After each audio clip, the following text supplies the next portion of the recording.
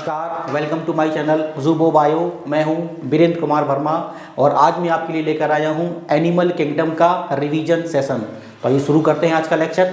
आज का लेक्चर हमारा उन बच्चों के लिए एप्लीकेबल है जो नीट की तैयारी कर रहे हैं, क्लास 11th में है, क्लास 12th में है और वो बायोलॉजी स्ट्रीम से पढ़ रहे हैं। आज के हमारे लेक्चर का टॉपिक है थिंकिंग कॉर्नर MCQ, जो आधारित होगा एनिमल किंगडम चैप्टर के ऊपर और ये पूरे चैप्टर का रिवीजन करा देंगे आपका। तो आइए शुरू करते हैं। आज के हमारे लेक्चर का पहला क्वेश्चन है refer to the given figure and select the correct option regarding it. इस क्वेश्चन में 3 फिगर दे रखे हैं और उसके अकॉर्डिंग ये 4 ऑप्शन दे रखे हैं। आपको फिगर और इन ऑप्शन को देख के करेक्ट ऑप्शन को चूज करना है। ये फिगर में आप देख रहे हैं, ये 3 जो फिगर दिखा रखे हैं ये एसिलोमेट, सीलोमेट और स्यूडोसीलोमेट की संरचना को दिखाते हैं। जैसे ये जो फिगर दिखा रखा है आपको, ये सीलोमेट की संरचना को दिखा रहा है। इसमें एलिमेंट्री कैनाल और बॉडी वॉल के बीच में एक बॉडी केविटी बनी हुई है और ये जो दिखा रहा है बी, ये दिखा रहा है स्यूडोसीलोमेट को। ये जो ऑप्शन सी दिखा रहा है ये दिखा रहा है एसिलोमेट को, यानी इसमें ट्रू केविटी नहीं है। अब इन ऑप्शंस को देख लेते हैं। ए ऑप्शन है हमारा C could be pleurobrachia having internal fertilisation.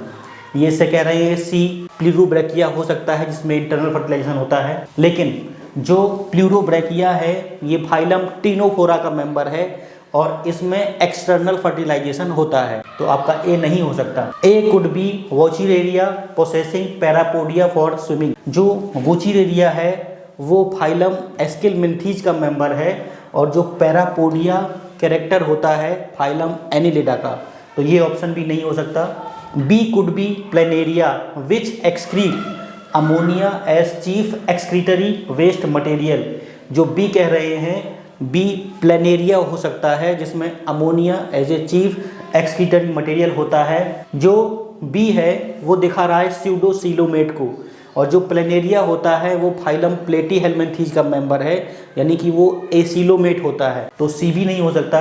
D option देख लेते हैं। B could be ancylostoma which is endoparasitic in human. जो बी कह रहे हैं बी एनसाइलोस्टोमा हो सकता है, बिल्कुल सही।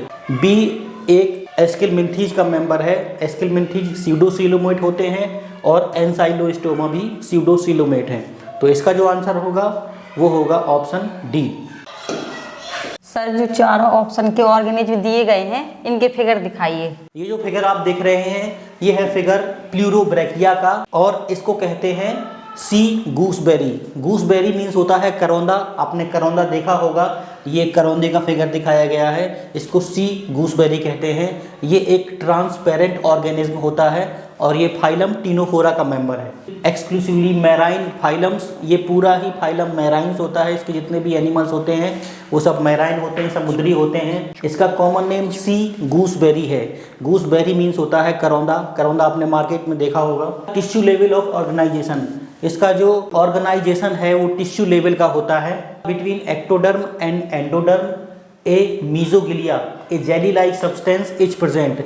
इसमें एक्टोडर्म और एंडोडर्म के बीच में मीजोगिलिया प्रेजेंट होती है। एग्जिबिट एक्सटर्नल फर्टिलाइजेशन, ये एक्सटर्नल फर्टिलाइजेशन शो करता है, जबकि ऑप्शन में इंटरनल फर्टिलाइजेशन दे रखा था। ये है प्लेनेरिया, ये फाइलम प्लेटीहेल्मिन्थीज का मेंबर होता है और ये नॉन पैरासाइटिक होता है। प्लेटीहेल्मिन्थीज को फ्लैटवॉर्म कहते हैं। ये चपटे होते हैं और फीता के आकार के होते हैं, इसलिए हिंदी में इन्हें फीताकृमि बोलते हैं। इसका chief excretory waste material ammonia होता है। इसके बाद ये नॉन पैरासाइटिक है।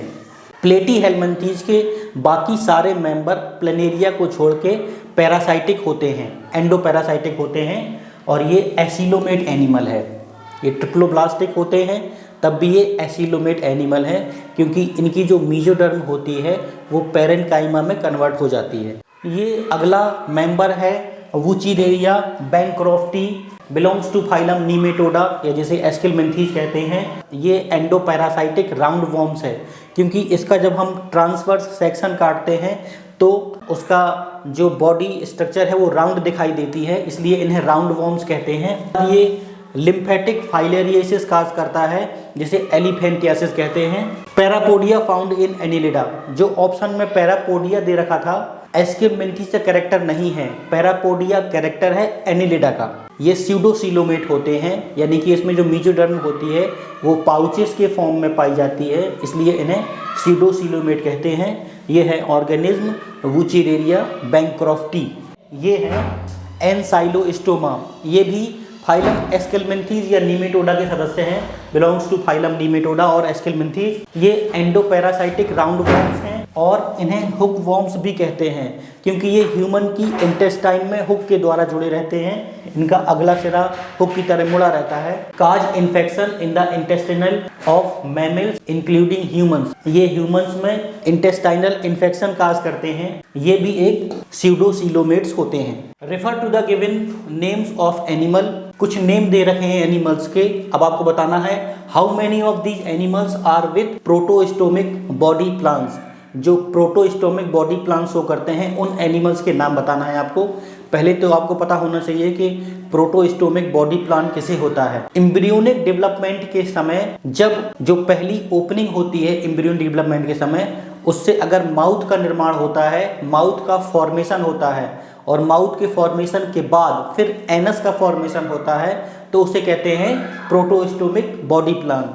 और ये एनिलिडा, आर्थ्रोपोडा और मोलस्का के मेंबर्स में होता है प्रोटोस्टोमिक बॉडी प्लान। तो देख लेते हैं एनिलिडा, आर्थ्रोपोडा और मोलस्का के मेंबर को हम गिन लेते हैं। देखिए ये टीनिया एक प्लेटीहेलमिन्थीज का मेंबर है।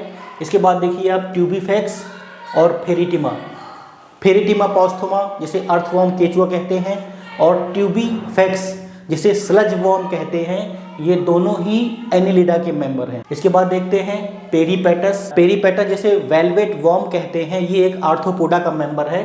तो हमारे 1 2 3 मिल चुके हैं। इसके बाद यूनियो, यूनियो के बाद आप देख रहे हैं सीपिया, यूनियो और सीपिया ये दोनों ही मोलस्का के मेंबर हैं, यानी ये भी प्रोटोस्टोमिक बॉडी प्लान शो करते हैं।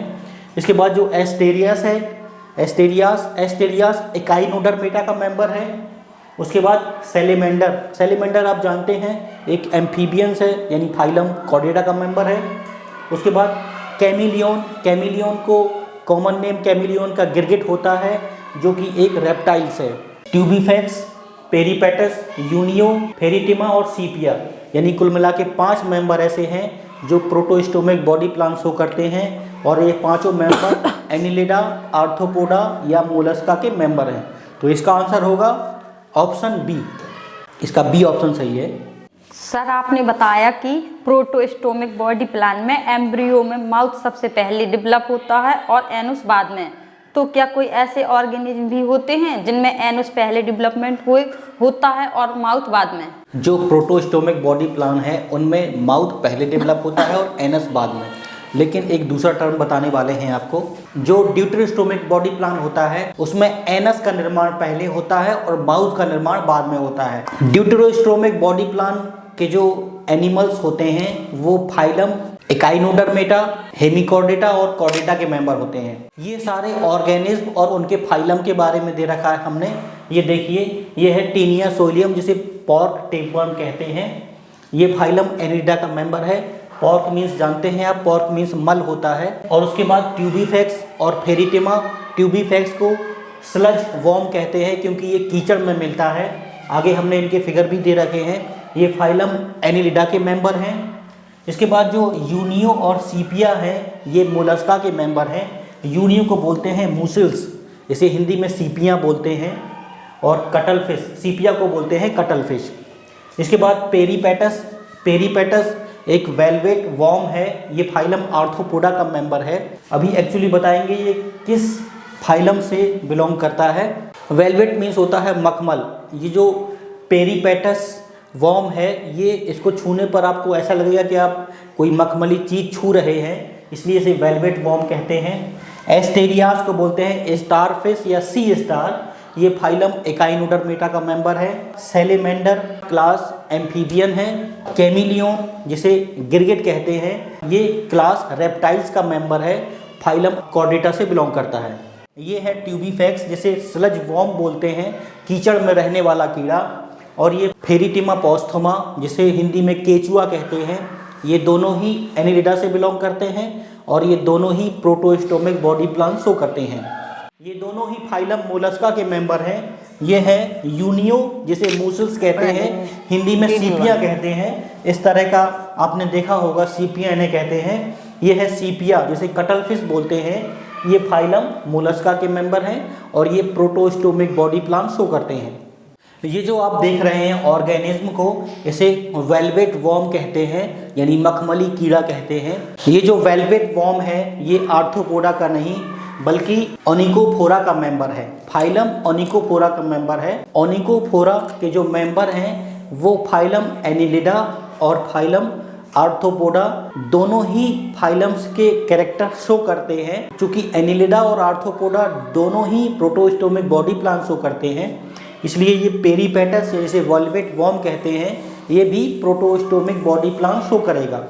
Recognize the animal given in the diagram and select the correct statement regarding this animal. A option है this animal is salamandra and skin of this animals have backwardly directed minute placoid scales. B option है this animal is chameleon and these animals have dry and cornified skin. C option है this animal is salamandra and in these animals tympanum represents the air. Fourth option है हमारा this animal is chameleon and in these animals fertilization is internal and oviparous. इसका जो answer है, ये पहली बात chameleon तो नहीं है। कैमिलियन मीन्स होता है गिरगिट, ये गिरगिट नहीं है। इधर भी कैमिलियन दिया है, इधर भी कैमिलियन दिया है, ये दोनों ही ऑप्शन गलत हैं। इसका जो आंसर होगा वो होगा option C, this animal is salamander and these animals tympanum represent the ear. इसमें जो टिम्पेनम होता है वो इंटरनल ईयर की तरह बिहेव करता है और इसमें एक्सटर्नल ईयर अब्सेंट होते हैं, बाहरी जो कान होते हैं वो अब्सेंट होते हैं। टिम्पेनम एक तरह से वाइब्रेशन को एब्जॉर्ब करता है और वाइब्रेशन को एब्जॉर्ब करके फिर जो है माइंड तक पहुंचाता है और फिर ये उस हिसाब से रिएक्शन करता है। ये है सैलेमेंडर। इसमें जो ए ऑप्शन दे रखा है is salamander and skin of these animals have backwardly directed minute placoid scales. Minute placoid scales cartilaginous fish shark में पाया जाता है, ना कि सैलेमेंडर में। इसका आंसर होगा option C. Sir backwardly direct minute placoid scale किस एनिमल में पाया जाता है? जो backwardly directed minute placoid scales हैं वो क्लास कार्टिलेजिनस फिश में पाए जाते हैं और ये स्पेशली शार्क में पाया जाता है। The cross section of the body of an invertebrates is given below. Identify the animals which has this body plan. ये एक फिगर दे रखा है, ट्रांसवर्स सेक्शन में किसी एनिमल को काटा गया है। इसमें बॉडी वॉल दिखाया गया है, पैरेन्काइमा दिखाया गया है और बीच में एलिमेंट्री कैनाल दिखाया गया है। अब आपको चूज करके बताना है कि ये किस एनिमल के विषय में बता रहे हैं। ए ऑप्शन है हाइड्रा, बी ऑप्शन है राउंड वॉर्म्स, सी ऑप्शन है प्लेनेरिया और डी ऑप्शन है लीच। इसमें जो प्लेनेरिया दे रखा है, प्लेनेरिया एक प्लेटीहेल्मिन्थीज का मेंबर है और प्लेनेरिया में ट्रिप्लोब्लास्टिक जर्मिनल लेयर होती हैं, यानी जो इनकी बॉडी होती है वो 3 लेयर से मिलकर बनती है, एक्टोडर्म, मीजोडर्म, एंडोडर्म। और इनका जो मीजोडर्म लेयर है वो कन्वर्ट हो जाती है पैरेन्काइमा में। तो इसका जो आंसर होगा वो होगा ऑप्शन सी। ऊपर जो बॉडी वॉल रहती है, उसके बाद बीच में मीजोडर्म रहती है और लास्ट में अंदर एलिमेंट्री कैनाल या गट रहती है। जो मीजोडर्म है वो कन्वर्ट हो जाती है पैरेन्काइमा में। ये है फाइलम प्लेटीहेल्मिन्थीज के मेंबर और ये दे रखा है प्लेनेरिया इसका एग्जाम्पल। तो इसका आंसर होगा ऑप्शन सी। इसका जो ए ऑप्शन है हाइड्रा, ये डिप्लोब्लास्टिक होता है, यानी इसमें केवल 2 ही लेयर होती हैं, एक्टोडर्म और एंडोडर्म। दूसरा राउंड वॉर्म्स। राउंड वॉर्म्स एक एस्किलमेंथीज का मेंबर है और राउंड वॉर्म्स में जो मीजोडर्म होता है वो पैकेट के रूप में पाया जाता है। ये सीडोसीलोमेट होते हैं।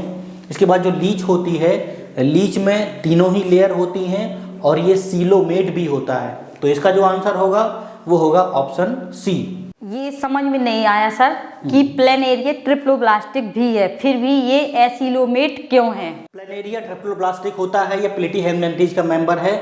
इसमें जो मीजोडर्म लेयर होती है वो पूरी की पूरी पैरेन्काइमा में कन्वर्ट हो जाती है, इसलिए स्पेस नहीं बन पाता, केविटी नहीं बन पाती, इसलिए ये एसिलोमेट होते हैं।